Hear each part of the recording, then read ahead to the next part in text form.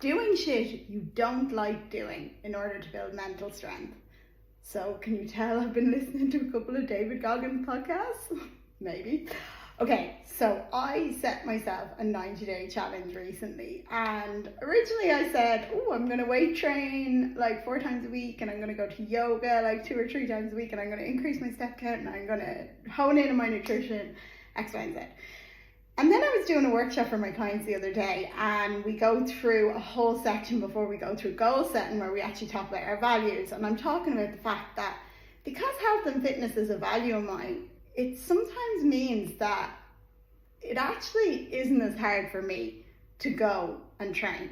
Now, this is not me saying that, oh my God, I have health and fitness as a value, like I'm brilliant, blah, blah, blah, blah. That's not what I mean at all. All I'm saying is I've always been quite active. I worked as a dancer, okay? So being fit and active and stuff like that has always been a value of mine. So even on days where motivation is really, really low, I know for a fact if I need to go and do something, I'll have a coffee, I'll have a can of Monster. If I really don't want to do it, I do Mel Robbins 5, 4, 3, 2, 1, and I just go. Okay, I grab the keys and I go. I tell myself I'm going to do something for 5 or 10 minutes. Usually you'll end up, you continue, and it's fine. You get it done. But for me, I was talking to clients and I was kind of realizing, you know, I understand that for a lot of people who are working in very sedentary jobs and they're coming off the back of not really doing anything active in quite a few years, since like they were maybe active when they were teenagers and stuff, that actually incorporating exercise into their daily routines and actually forming it into something that is becoming a habit and a lifestyle is hard. And I get that. So I decided to do something for my clients, and I am laughing because my friend and her husband, they run marathons all the time. We were actually chatting at the weekend. She's like, I'd love to see you crack your first 5K. Now, I despise running. When I tell you I despise it, like mentally, physically, emotionally, everything, like I clench up when I hear the word run, because I used to force myself to go running as a dancer, and out in the rain, I'd be fucking starving myself, forcing myself to do loads of cardio. So just have this massive block with running. But I was kind of thinking during the week, like, and I was listening to David Goggins' podcast about doing shit that you really, really don't want to do in order to actually build mental strength. Like I do sometimes think, and I'm a very compassionate coach and I'm big into self-compassion, but I'm also all for pushing yourself out of your comfort zone and knowing when you need to push yourself too.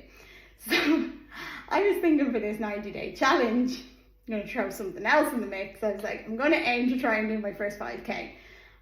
The reason why I'm doing this is I want to put myself in the position of clients who really do not like to exercise, but they know they need to start incorporating some sort of activity into their lives. Now, the reason why I'm saying I'm doing the run is because it is going to take all of my fucking strength and discipline to get myself out running twice a week. You tell me to go train in the gym 5, 6 times a week and lift weights, absolutely no bother. Throw 3 times my body weight on the bar and tell me to try and deadlift it. I'd do that before going running a 5K, right? And yoga classes for me, even when I'm not feeling like doing much, like it doesn't take me much to get into the door and go and do a yoga class because I know I'll always feel better after it. But running is my crux. Like, it's the thing that I really will make every excuse under the sun not to do it if I have to do it. Now, as you can see from this lovely sweaty head, I went for my first run this morning. And just to point out the fact how much of not a runner and a weightlifter that I am, I had no shoes. I had to wear these. Like, the runners in the group are going to fucking kill me for this. I had to wear like Converse platforms, right? Because it was either that or my Nike high tops. That look great. They're savage for lifting, but you actually cannot run in them. So I have to wear these. So I have to get a proper pair of runners. But I said to myself, I'm going to do this for the 90 days and I'm going to set myself a challenge of running a 5K because I hate it and it's a challenge. And yes, okay, I set myself the challenge originally to go and train this many times a week and blah, blah, blah. But honestly, if I'm being honest with myself, it wasn't that much of a challenge because I love to train. I love to go weightlifting in the gym. I love to go to yoga classes. Now I finally found a yoga school I want to go to. I was like, these things to me, even though I'm not motivated to do them all the time, I am proving to people now that you cannot rely on motivation to get you to do things. And in order to actually push yourself out of that comfort zone, you need to be doing things that challenge you. So I was listening to his podcast yesterday, and he was talking all about like mindset and how, you know, when we become too comfortable and stuff like that. And he was like, the only way you're ever going to grow is if you're constantly pushing yourself out of that comfort zone. And I was listening to it, and I was like, and then my friend, we had this conversation at the weekend, it popped into my head, and I was like, okay, I'm going to set myself the goal of trying to run a 5K by my birthday. And honestly, the reason why I'm doing this is because I want to prove that you can't rely on motivation.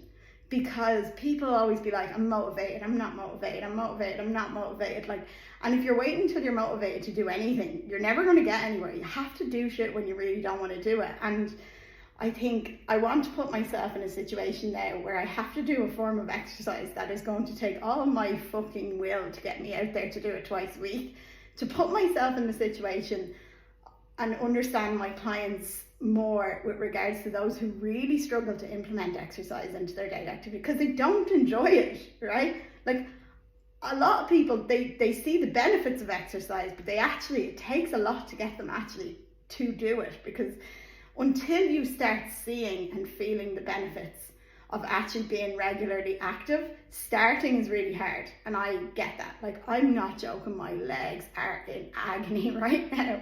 And when I tell you, I thought I was running for ages earlier to do my first run. I looked at my watch and I hadn't even done a kilometer and I was dead. So the reason why I'm sharing this journey is I want to prove that the only way you're going to ever achieve anything and get places with anything, it doesn't need to be fitness, it can be your career, it can be anything, like, you have to be constantly pushing yourself out of your comfort zone. And I really liked what he talked about in the podcast yesterday, and it's the one he done, the Modern Wisdom one, and he's talking about like doing the shit you really don't want to do in order to actually grow like mental strength, because he's like, people think you either have like a strong mindset or you don't. But he was like, the thing about it is like, people who do have a strong mindset, they also realize that you don't have it every day. And like, a perfect example of this, I was very quiet on Instagram yesterday because I was dealing with crippling anxiety out of nowhere yesterday. I have no idea what was going on. My heart was racing. I was in the gym and I couldn't actually even listen to music. Like, that was sending my heart racing. And now I'm someone who does meditation. I did my breath work, I did meditation, I walked to the gym. I actually did a load of consultations yesterday. None of them would even have known how I was feeling, and it wasn't until I actually went to the gym, exercised, got a bit of a sweat on, and went to the sea and stuff last night and just was beside the sea for a while that I actually was like, oh my god, I feel like I can breathe. I don't know where that came over. But also I wasn't trying to run away from it. I am a firm believer in sit with the feeling. I kept sitting with it in the meditation, but sometimes you just have to fucking move, right? I'm all for meditation and I'm all for breath work, but when you're feeling that extreme anxiety, sometimes it is very hard to sit with it, which is why if someone has very bad anxiety, it's great to tell someone to fucking meditate and breathe and stuff like that. But actually sometimes movement is medicine, because it's the energy, it's that anxious energy, and you just need to move and you need to let it out. So I knew I had to do something yesterday, so I went to the gym because there was no yoga classes on. And in the gym, I was very aware that the music was actually just making my heart pump higher and my thoughts were going 90. So I actually was like, I'm just going to listen to a podcast. So that's how I ended up coming on to this podcast. And it's really funny because everything he was talking about in the podcast was probably linking back to why I was actually feeling anxious in the first place about something. And everything he was saying, I was kind of laughing at the universe. I was like, thank you so much, I needed that. But the point of this is, firstly, you need to be pushing yourself out of your comfort zone in order to grow. It's the only way you're going to grow. And as much as I'm a big believer in self-compassion, resting when you need to, and all of that stuff, sometimes we can go a bit too far the other way and we're like mollycoddling ourselves and we're like, I'll just do that tomorrow, I'll just do that tomorrow. Sometimes you need to just parent your damn self, strap on your big girl pants and actually just go and do it.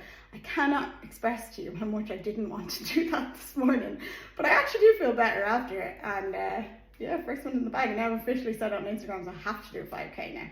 So with that in mind, Have a lovely day. And any questions, or if you're ever feeling a bit anxious and you want to talk, then my DMs are always open. And have a lovely day.